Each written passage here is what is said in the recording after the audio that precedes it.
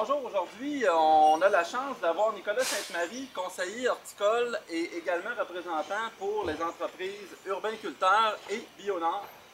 Nicolas, aujourd'hui, tu vas nous parler de deux produits, dont SmartPot, qui est un produit américain, Oui, et le système Mirizo, qui est un produit de France, donc européen. exactement. Peut-être qu'on peut commencer avec le SmartPot. Oui, certainement. Le SmartPot, nous autres, on a décidé d'amener ça ici au Canada parce qu'on cherchait une option à l'oxygène.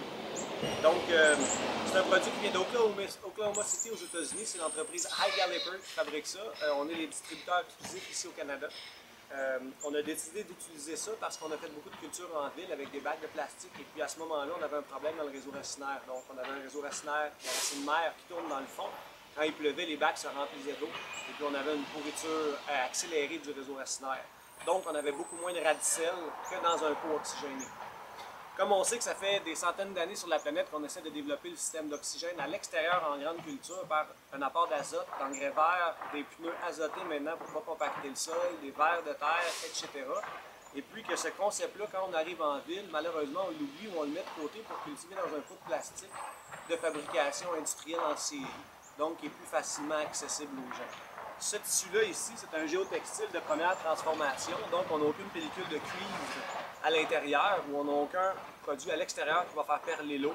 Donc on a un oxygène parfait qui va rentrer. Ce que ça nous donne un très beau système racinaire qui va être toujours sur le dessus, jamais dans le fond, puis jamais de grosses racines qui vont tourner. Donc ça nous donne une boule de racines sur 360 degrés. Quand la racine elle arrive sur le côté ici, elle va nécroser et repartir dans un autre angle, au lieu de descendre et de tourner simplement.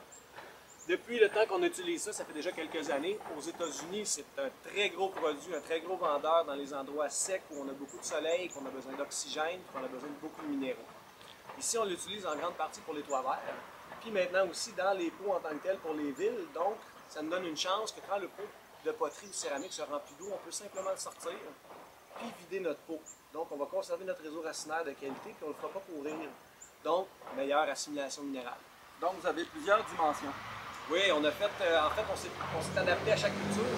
On a des pots qui sont très bas, comme ce que j'ai montré il y a quelques instants ici. Vous allez aller chercher une hauteur de terreau minimum pour cultiver l'ail, la patate, les légumes racines, des choses comme ça, qu'on n'a pas besoin de beaucoup de terreau et de compost à l'intérieur. Vous avez des grandeurs comme ça ici. Ça, c'est très le fun parce que c'est adaptable partout. On peut le mettre dans des pots, on peut le mettre sur les toitures. Ça respecte le poids du code du bâtiment, donc on n'a aucun travail d'architecture, d'ingénierie à faire. Ça se met sur les balcons, les condos, etc. Pour avoir beaucoup plus de production, on sait que, physiquement parlant, on ne peut pas avoir une plante qui va produire 4 fois plus et qui va pousser 4 fois plus vite. Mais on peut, physiquement parlant, mettre 10 fois plus de plantes dans le même pot. Donc si on a le bon minéraux et les bons terreaux. Vous allez planter vos légumes, les tomates, les piments, les grosses plantes sur le dessus. Vous allez faire un petit X simplement avec un X-Acto, puis vous allez venir mettre vos fines herbes tout le tour, comme ça. Donc ça va vous donner non seulement un pot avec des fleurs et des légumes qui vont sortir sur le dessus comme ça ici, mais vous allez avoir une boule complète de légumes. À la fin de l'année, simplement, coupez vos tomates, coupez vos piments, vous rentrez le pot à l'intérieur pour garder vos fines herbes jusqu'à février-mars. Donc, tous ces produits-là ici sont dans l'option et l'optique de produire beaucoup plus avec moins d'investissement, moins de terreau, sur moins d'espace et surtout pour tout le monde. Ça fait le tour pour les pots d'ail, tomates, patates, les légumes comme ça ici. Maintenant, on va aller chercher le côté ornemental. Très important, le côté ornemental. On sait que c'est une grosse partie de l'horticulture ici au Québec. Donc, on a fait les SmartPot qui sont en ligne complète comme ça ici. Donc, ça, vous allez pouvoir les mettre sur tous les remparts de toit de maison, toutes les rampes d'escalier, les balcons. Donc, on va aller chercher un système qu'on n'a pas besoin d'ancrage. On peut l'enlever et le déplacer à sa guise. Ça n'endommage aucune structure, ni de bois, ni de métal. Ça nous permet de cultiver sur tous les endroits minces où avant on a besoin d'ancrage, maintenant on en a plus besoin. Sébastien, je ne sais pas si tu as des questions. Le SmartPot, c'est assez large l'éventail de travail qu'on peut faire avec. Donc, Ben, tout à fait. En fait, la façon de le réutiliser, de pouvoir le conserver plusieurs années, tu ne conseilles pas comme entretien sur le SmartPot? l'entretien est très simple, c'est un produit qui respire, donc à la fin de l'année, vous videz votre terreau. Advenant le cas que vous avez travaillé avec des produits qui manquent beaucoup de calcium, la tomate, donc on sait que la tomate a besoin de beaucoup de calcium. Quand vous allez travailler avec des produits comme la farine de crabe ou le calcium marin qui contient beaucoup de calcium, il se peut qu'il y ait un petit peu de calcium blanc à l'extérieur. Donc vous videz videz simplement votre terreau, vous faites un amoncellement, un tas pour le composter durant l'hiver. Et puis à l'extérieur, vous faites simplement frotter avec la main. Le blanc s'en va. Ces sacs-là sont pliables, lavables, puis on peut les ranger n'importe où. Vous pouvez les laisser aussi sur place durant l'hiver, aucun problème. Excellent. Très dur à casser.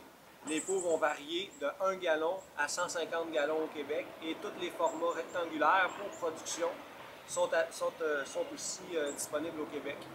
Pour les gens qui font de la production en serre, quand on va atterrir dans des pots de gros calibre de 20 gallons et 25 gallons, à ce moment-là, les Smart Pots deviennent à un prix beaucoup moins cher que tous les types de pots de plastique. De 1 gallon aller à 15 gallons, on va avoir un pot qui va être pour le grand public au magasin.